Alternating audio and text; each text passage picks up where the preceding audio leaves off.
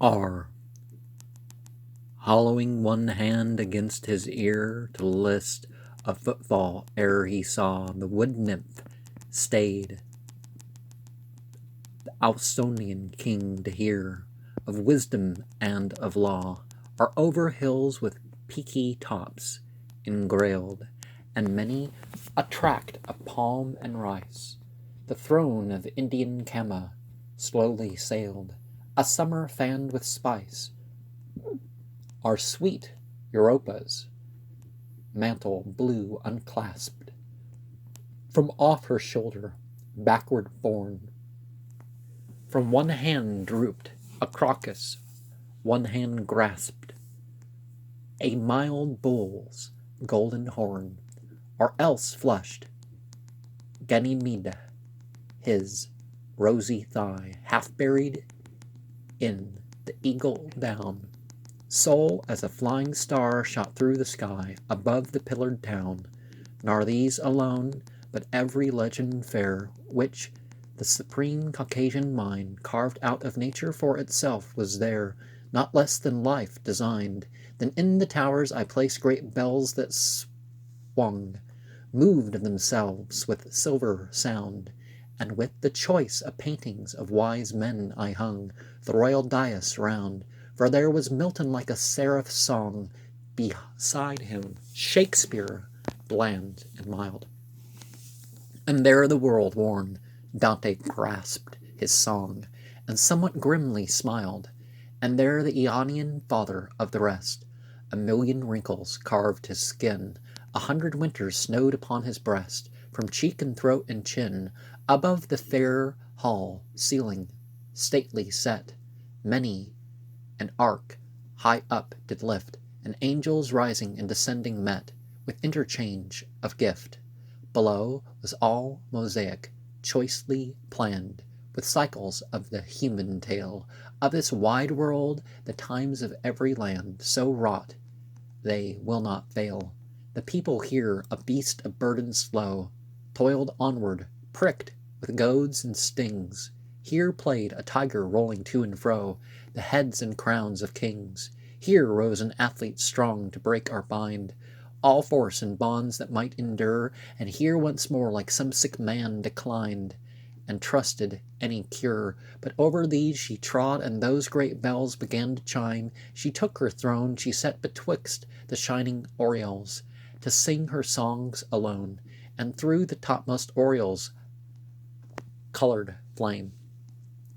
Two entity-like faces gazed below, Plato the wise, and large-browed Verulam, the first of those who know, and all those names that in their motion were full welling fountain heads of change. Betwixt the slender shafts were blazoned fair in diverse raiment strange, through which the lights rose amber emerald blue, flushed in her temples and her eyes, and from her lips as morn from Memnon drew rivers of melodies. No nightingale delighteth to prolong her low preamble all alone, more than my soul to hear her echoed song throb through the ribbed stone, singing and murmuring in her feastful mirth, joying to feel herself alive, Lord over nature, Lord of the visible earth, Lord of the 5 senses, communing with herself. All these are mine, and let the world have peace or wars, 'tis one to me. She, when young night divine crowned dying day with stars, making sweet close of his delicious toils, lit life in wreaths and anadems, and pure quintessences of precious oils, in hollowed moons of gems, to mimic heaven, and clapped her hands and cried, I marvel if my still delight in this great house, so royal, rich, and wide, be flattered to the height. O all things fair to sate my various eyes, O shapes and hues that please me well, O silent faces of the great and wise, my entities with whom I dwell. Divine isolation, which art mine, I can but count thee perfect gain, What time I watch the darkening droves of swine that range on yonder plain, in filthy slows they roll a prurient skin that they they raise and wallow, breed and sleep, and oft some brainless devil enters in and drives them to the deep. Then of the moral instinct would she prate, and of the rising from the dead as hers by right of full accomplished fate. And at the last she said, I take possession of man's mind indeed. I care not what the sects may brawl. I sit as God, holding no form of creed, but contemplating all. Full oft the riddle of the painful earth flashed through her as she sat alone, yet not the less she held her solemn mirth, an intellectual throne. And so she throve and prospered. So 3 years she prospered. On the 4th she fell, like Herod, when the shout was in his ears, struck through with pangs of hell, lest she should fail and perish utterly. God, before whom ever lie bare the abysmal deeps of personality, plagued her with sore despair. When she would think, wherever she turned her sight, the airy hand confusion wrought, wrote, Mene, Mene, and divided quite the kingdom of her thought. Deep dread and loathing of her solitude fell on her, from which mood was born. Scorn of herself again from out that mood, laughter at her self-scorn. What, is not this my place of strength, she said, my spacious mansion built for me, whereof the strong foundation stones were laid since my first memory? But in dark corners of her palace stood uncertain shapes, and unawares on white-eyed phantasms weeping tears of blood, and horrible nightmares, and hollow shades enclosing hearts of flame, and with dim-fretted foreheads all. On corpses 3 months old at noon she came, then stood against the wall, a spot of dull stagnation without light. Our power of movement seemed my soul mid onward sloping motions infinite, making for one sure goal, a still salt pool locked in with bars of sand, left on the shore that hears all night the plunging seas draw backward from the land, their moon-led waters white. A star that with the choral starry dance joined not, but stood, and standing saw the hollow orb of moving circumstance, rolled round by one fixed law. Back on herself her serpent pride had curled. No voice, she shrieked in that lone hall, no voice breaks through the stillness of this world. One deep, deep silence all. She, mouldering with the dull earth's smouldering sod, enwrapped tenfold in slothful shame, lay there exiled from eternal God, lost to her place and name, and death and life she hated equally, and nothing saw for her despair but dreadful time, dreadful eternity, no comfort anywhere, remaining utterly confused with fears, and ever worse with growing time, and ever unrelived by dismal tears, and all alone in crime, shut up as in a crumbling tomb, girt round with blackness as a solid wall. Far off she seemed to hear the duly sound of human footsteps fall, as in strange lands a traveler walking slowly, in doubt and great perplexity, a little before moonrise hears the low moan of an unknown sea, and knows not if it be thunder, or a sound of rocks thrown down, or one deep cry of wild beasts. Then thinketh, I have found a new land, but I die. She howled aloud, I am on fire within. There comes no murmur of reply. What is it that will take away my sin, and save me lest I die? So when 4 years were wholly finished, she threw her royal robes away. Make me a cottage in the vale, she said, where I may mourn and pray. Yet pull not down my palace towers that are so lightly beautifully built. Perchance I may return with others there when I have purged my guilt. In a variation from 1833, I chose whose range ramparts bright, from great broad meadows, bases of deep grass. And another variant, while the great world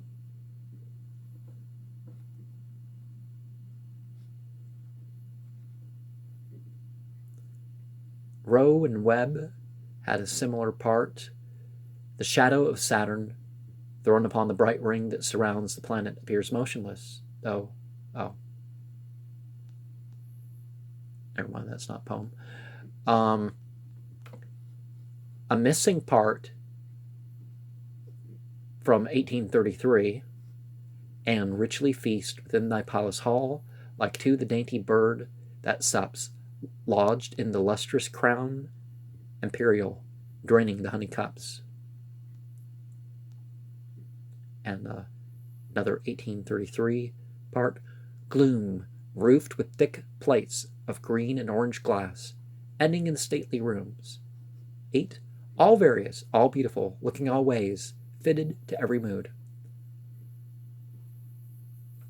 And there was another insert, one showed an English home. And another part from 1833. Some were all dark and red, a glimmering land, lit with a low, round moon. Above brown rocks, a man upon the sand went weeping all alone. And an 1833 part, one seemed a foreground black with stones and slags, below sun-smitten icy spires, rose stripped with long white cloud, the scornful crags, deep trenched with thunder fires.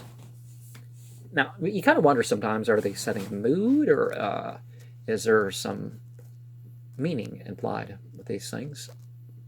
Another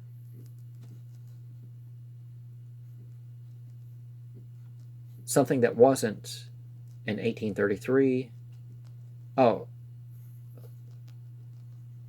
had this in its place. Some showed far thick woods, mounted with towers, near a flood of midst mild sunshine, poured on long walks and lawns and beds and bowers, trestled with bunchy vine. And some lines that were in 1833 are the maid mother by a crucifix in yellow pastures, sunny warmth, beneath branchwork of costly sardonyx, set smiling, babe in arm.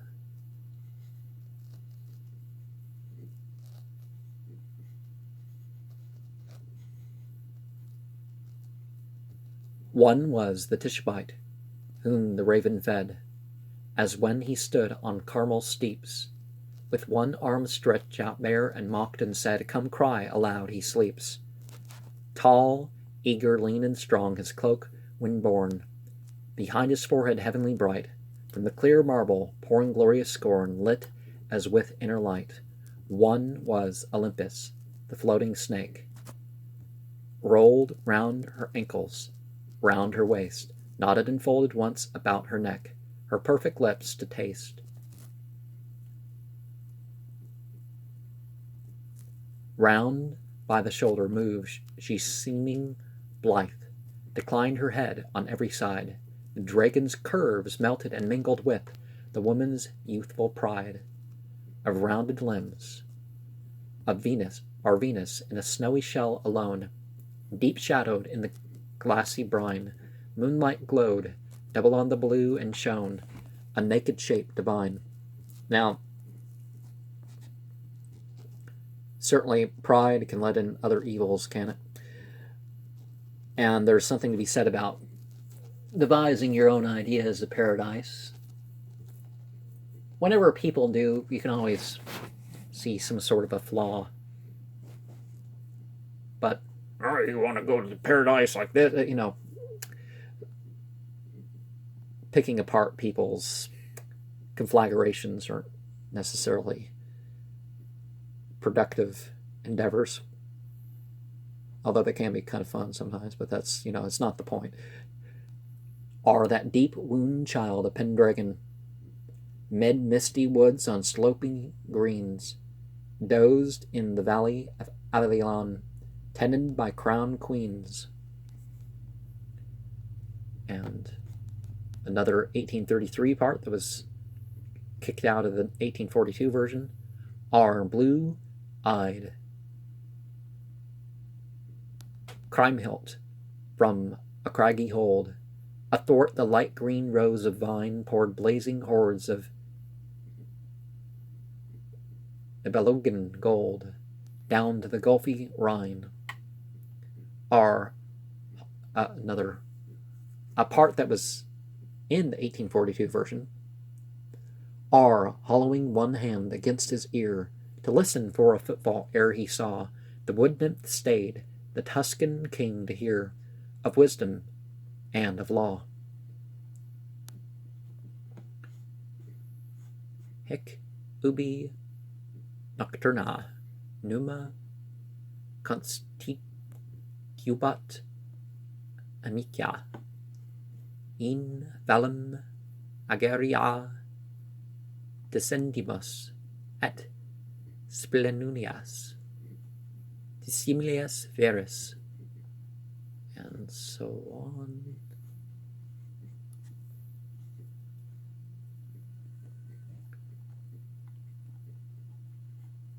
And another portion from 1833. Europa's scarf blew in an arc unclasped, from her bare shoulder backward borne. Oft, okay, and another part from 1842. Left, kicked out in 1842, but was there in 1833. He through the streaming crystal swam and rolled ambrosial breaths that seemed to float in light-wreathed curls. She from the ripple cold updrew her sandaled foot. And see, he's trying to insert all this stuff from various cultures, the beauty of the scenery, the sculptures and philosophers, and the sort of thing I would do if I didn't have more regular beliefs. So that my soul, beholding in her pride, all these from room to room did pass, and all things that she saw she multiplied, and many-faced glass, and being both the sower and the seed, remaining in herself became all that she saw, Madonna, Ganymede, R, Asiatic dame, still changing as a lighthouse in the night, changing athwart the gleaming main, from red to yellow, yellow to pale white, and then back to red again. From change to change, 4 times within the womb the brain is molded, she began. So through all phases of all thought I come, into the perfect man. All nature widens upward evermore, the simple essence lower lies, more complex is, more perfect owning more, discourse more widely wise. I take possession of men's minds and deeds. I live in all things great and small. I dwell apart, holding no forms or creeds, but contemplating all. For ample courts there were, east, west, south, north, in each a squared lawn, wherefrom a golden gorge dragon spouted forth, the fountain's diamond foam. All round the green cool courts there ran a row of cloisters branched like mighty woods, echoing all night to that sonorous flow, a spouting fountain floods. From those 4 jets, 4 currents in one swell, over the black rocks steamed below, in steamy folds that floating as they fell, lit up a torrent bow, and round the roofs ran gilded galleries that gave large view to distant lands, tall towns and mounds, and close beneath the skies, long lines of amber sands, huge incense urns around the balustrade, hollowed of solid amethyst, each with a different odor fuming made. The air a silver mist, far oft was wonderful to look upon, those sumptuous towers between the gleam of that great foam bow trembling in the sun, and the argent incense steam, and round the terraces and round the walls, while day sank lower or rose higher, to see those rails with all their knobs and balls burn like fringe of fire. Likewise the deep-set windows, stained in trace, burned like snow flaming crimson fires, from shadowed grots of arches interlaced and topped with frost-like spires. And another 1833 variation. There deep-haired Milton, like an angel tall, stood limbed, Shakespeare bland and mild. Grim Dante pressed his lips, and from the wall the bald, blind Homer smiled. Recast. Another 1833 portion. And underneath, fresh carved in cedar wood, somewhat alike in form and face, the genie of every climate stood. Yeah, these people say gender, air, fire, Arab desert beings. It's like, no, it's a word for all the invisible male and female beings that were never incarnate in human or animal bodies like that. But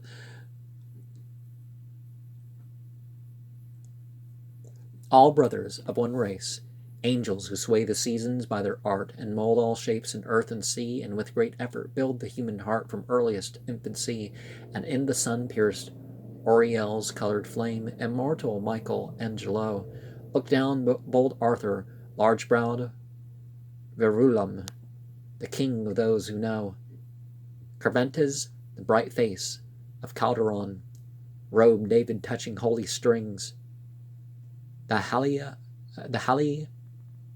Carnastian and alone, Alfred, the flower of kings, Isaiah, with fierce Ezekiel, swarth Moses by the Coptic sea, Plato, Petrarca, Livy, and Raphael, and Eastern Confucius. I'm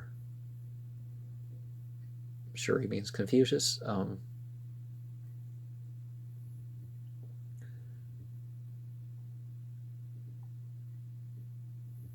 Father of verse in holy fillets dressed, his silver beard waved gently over his breast.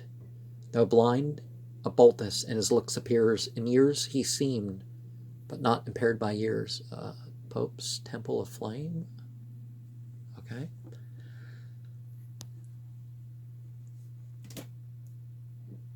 (1833), another portion.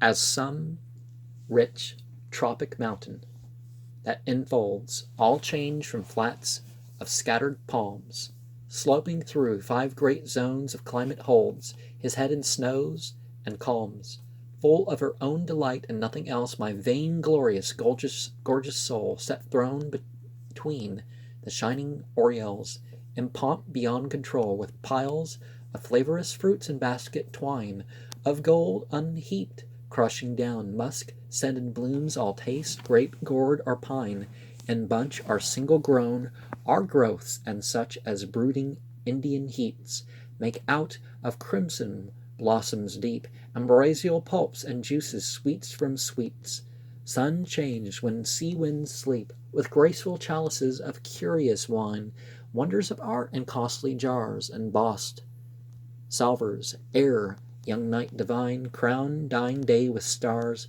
making sweet close of his delicious toils. She lit white streams of dazzling gas, and soft and fragrant flames of precious oils, and moons of purple glass, ranged on the fretted woodwork to the ground. Thus her intense, untold delight, and deep are vivid colors, smell, and sound, was nattered day and night. And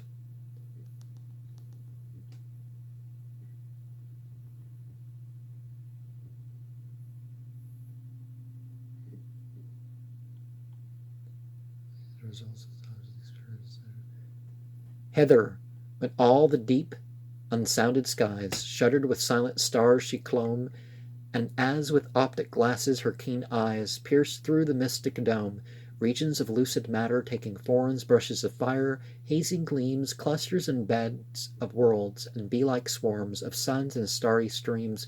She saw the snow poles of moonless Mars, that marvelous round of milky light, below Orion, and those double stars, whereof the one more bright is circled by the other. And all this editing is, of course, because, he thought the poem was too long. And many more in their lifetime were full welding mountain heads of change. Between the snow shafts glimmered, blazoned fair, in diverse raiment strange.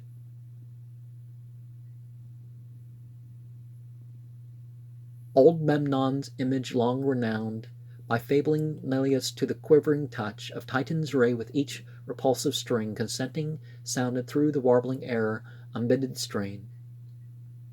And an 1842 edition. From shape to shape, at first within the tomb, the brain is molded. She began, and through all phases of all thought I come into the perfect man. All nature widens upward evermore. The simpler essence lower lies. More complex is more perfect, owing more discourse, more widely wise. And an 1842 variant. I take possession of men's minds and deeds. I live in all things great and small. I sit apart, holding no forms of creeds, but contemplating all. Another variant. An intellectual throne, a full-sphered contemplation. So 3 years she throve, but on the 4th she fell. And another 1833 portion. He really wants to cut these 1833 portions. Who hath drawn the fountains of delight, that from my deep heart everywhere moved in my blood and dwelt, as power and might abode in Samson's hair? Another 1833 portion. Are the sound of stones. And a sound of rocks was an 1851 variant of that part. Dying the death I die was a variant. And so